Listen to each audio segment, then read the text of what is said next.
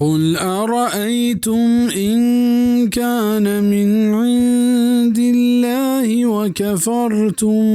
به وشهد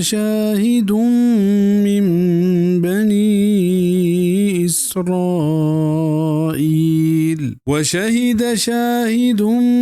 من بني إسرائيل على مثله فآمن واستكبرتم إن الله لا يهدي القوم الظالمين.